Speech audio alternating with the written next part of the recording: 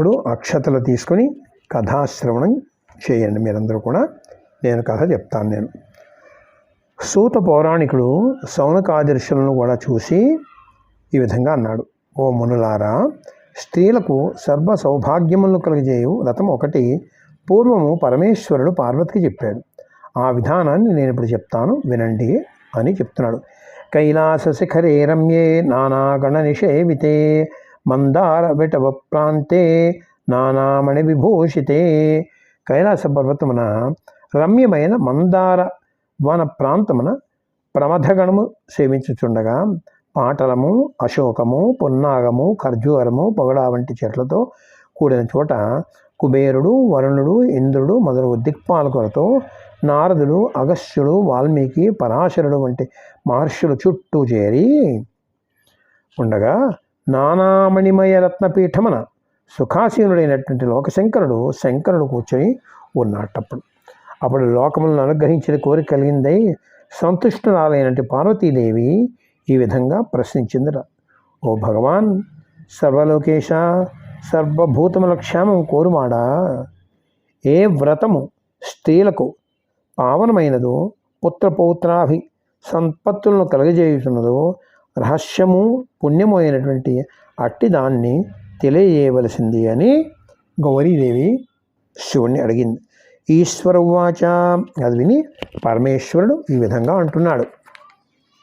వ్రతములలో ఉత్తమైనది, సర్వ సౌభాగ్య కారణమైనది, సర్వ సంపత్తులను శీఘ్రముగా కలుగజేయునది, పుత్రపౌత్రాదులను కలుగజేయునది అయిన మనోహరమైనటువంటి వరలక్ష్మి వ్రతములు అది ఒకటి కలదు అని చెప్పారు.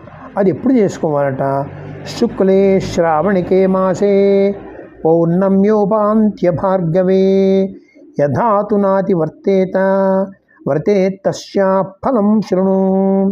ఆ వ్రతాన్ని శ్రావణ మాసం శుక్లపక్ష పూర్ణిమకు ముందుగా వచ్చే శుక్రవారం నాడు చేయవలను. అందుకని ఈసారి మనం ఈ వ్రతం ఇప్పుడు చేసుకుంటున్నాం అన్నమాట. దాని ఫలితం చెప్తాను విను అని పరమేశ్వరుని పలుకులని పార్వతీదేవి ఈ విధంగా ప్రశ్నిస్తోంది. గౌరీవాచ, స్వామి, ఈ వ్రతమును ఆచరించే విధానం ఎట్టిది? పూజించవలసిన దేవత ఎవరు? పూర్వం ఎవరు ఈ వ్రతమును ఆచరించి ఆమెను సంతోషపరచని చెప్పవలేను అని పార్వతి ప్రార్థన విన్న ఈశ్వరుడు ఈ విధంగా అంటున్నాడు. ఈశ్వర ఉవాచ, పార్వతి, పుణ్యమైనటువంటి వరలక్ష్మి వ్రతమును వివరంగా చెప్పదను వినుము. పూర్వము కుండినమనే నగరము ఒకటి కలదు. అది బంగారు ప్రాకారములతోనూ చక్కని ఇండ్లతోనూ వివిధ అలంకారములతోనూ కూడింది. అచ్చట చారుమతి అనేటువంటి ఒకనొక బ్రాహ్మణ స్త్రీ కలదు. ఆమె పతిభక్తి పరాయణురాలు. అత్తమామలను సంతోషపెట్టుచుండేది. వివిధ కళలయందు కూడా ప్రవేశం కలది. పండితురాలు, ఎల్లప్పుడూ ప్రేమగా మాట్లాడింది. ఆమె పట్ల ప్రసన్నురాలైనట్టు మహాలక్ష్మి ఆమె కళయందు సాక్షాత్కరించి ఈ విధంగా చెప్పిందిట. వరలక్ష్మి ఉవాచ, ఓ కళ్యాణి, నీకు శుభము కలుగును. నేను వరలక్ష్మిని, ప్రత్యక్షమైతిని. శ్రావణమాసపు పూర్ణిమకు ముందు వచ్చి శుక్రవారం నాడు నా పూజ చేయుము. నీవు కోరిన వరములు ఇచ్చదను.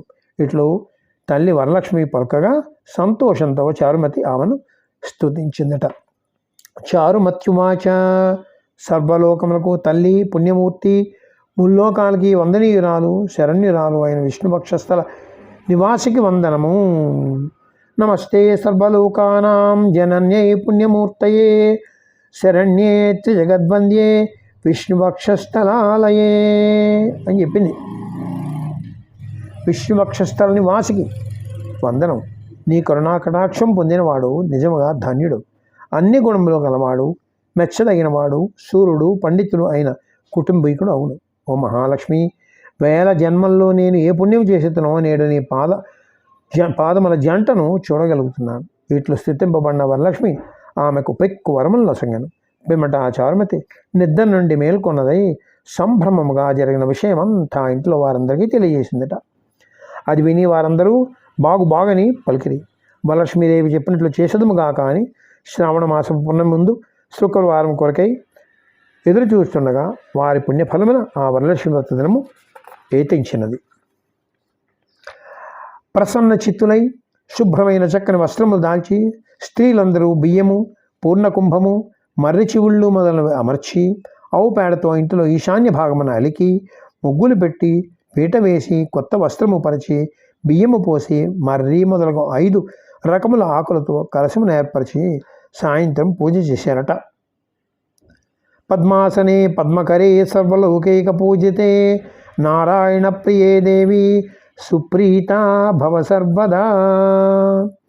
పద్మం ఆసనంగా కలిగినటువంటి దేవి, చేత పద్మం దాల్చినటువంటి తల్లి, అన్ని లోకాలకి పూజ్యనీయురాలైనటువంటి విష్ణుపత్ని, మా పట్ల ఎల్లప్పుడూ సంతుష్టురాలై ఉండు అనే మంత్రాలతో షోడశ ఉపచారాలతోటి కూడా పూజించారట వాళ్ళు. పిమ్మట కుడి చేతికి 9 ముడులు కలిగినటువంటి తోరములు ధరించిన వారే వరలక్ష్మీదేవికి నేతిని అభికరించిన నైవేద్యములను పెట్టారు. ఒక ముసలి బ్రాహ్మణ్ణి గంధాదులతో అర్చించి అతనికి 12 కుడుముల వాయనం ఇచ్చారట. దేవి వద్ద హవిష్యాన్నము ఉంచారట. పిమ్మట వారు ప్రదక్షిణము చేయగా ఒక్కొక్క ప్రదక్షిణమునకు దేవి దయ వలన అలంకారయుక్తులయ్యారట. మొదటి ప్రదక్షిణం చేసిన వెంటనే వారి కాళ్ళ గజ్జెలు గలగల మోగుతూ వచ్చేయట. గజ్జెలు మొదలైన ఆభరణాలన్నీ కూడా అమరేయట. రెండో ప్రదక్షిణం చేసేటప్పటికి మణులు బంగారంతో కూర్చున్నట్టు ఆభరణాలు ఒళ్ళంతా వచ్చేయట. మరొక మూడో ప్రదక్షిణం చేసేటప్పటికల్లా పుత్రపౌత్రాదులతో ధనధాన్యములతో వర్ధిల్లేరట. నిత్యము అన్నదానం చేయవలని, బంధువులను పోషించవలనని సదభిప్రాయం గల వారి ఏనుగులు గుర్రములు రథములు ఎక్కి తమ ఇళ్లకు వాళ్ళందరూ కూడా వెళ్ళిపోయారన్నమాట.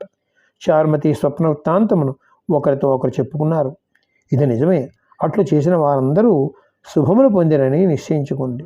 చారుమతి మొదలు మనకందరికీ మన కోరికలు నెరవేరినవి. ఆ చారుమతి పుణ్యురాలు, ధన్యురాలు. ఆమెకు స్వయముగా మహాలక్ష్మి ఉత్తమమైన వ్రతమును బోధించినది అని చారుమతిని ప్రశంసించారు. నాటి నుండి భూమి మీద వరలక్ష్మి వ్రతం మిక్కిల ఖ్యాతి నొందినది. వ్రతముల్లో ఉత్తమమైనటువంటి వ్రత విధానమును సర్వమును నీకు నివేదించితని అని ఈశ్వరుడు చెప్పాడు. ఇది విన్నవారికి, చెప్పిన వారికి కూడా సర్వకార్యములు వరలక్ష్మీదేవి దయ వలన సిద్ధించును. ఇది భవిష్యోత్తర పురాణమందు పార్వతీ పరమేశ్వర సంవాదమునందు వరలక్ష్మీ వ్రత కల్పం ఉన్నది. వరలక్ష్మీ వ్రత కథ సంపూర్ణం.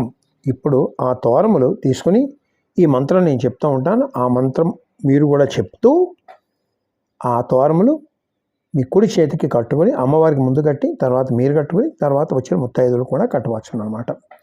ఆ మంత్రం బధ్నామి దక్షిణహస్తే నవసూత్రం శుభప్రదం పుత్రపౌత్రాభివృద్ధించ సుసౌఖ్యం దేహి మే రమే. మళ్ళీ చెప్తాను. బధ్నామి దక్షిణహస్తే నవసూత్రం శుభప్రదం పుత్రపౌత్రాభివృద్ధించ సుసౌఖ్యం దేహి మే రమే అంటూ ఈ మంత్రం చదువుతూ మీరు ఆ తోరధారణ ముందు అమ్మవారికి చేసి తర్వాత మీరు చేసుకుని ముత్తైదులు కూడా ఇలా ఇంట్లో వాళ్ళ కూడా మీరు చేయవచ్చు అన్నమాట. దీంతో కథ, అమ్మవారి యొక్క వరలక్ష్మి వ్రత పూజ అన్నీ కూడా సమాప్తమయ్యాయి కనుక ఇప్పుడు ఓం సర్వే భవంతు సుఖినః సర్వే సంతు నిరామయాః సర్వే భద్రాణి పశ్యంతు మా కశ్చిద్ దుఃఖభాగ్ భవేత్. అసతో మా సద్గమయ తమసో మా జ్యోతిర్గమయ మృత్యోర్మా అమృతంగమయ. పూర్ణమదః పూర్ణమిదం పూర్ణాత్ పూర్ణముదచ్యతే పూర్ణస్య పూర్ణమాదాయ పూర్ణమేవావశిష్యతే. ఓం శాంతి శాంతి శాంతి. హరి ఓం.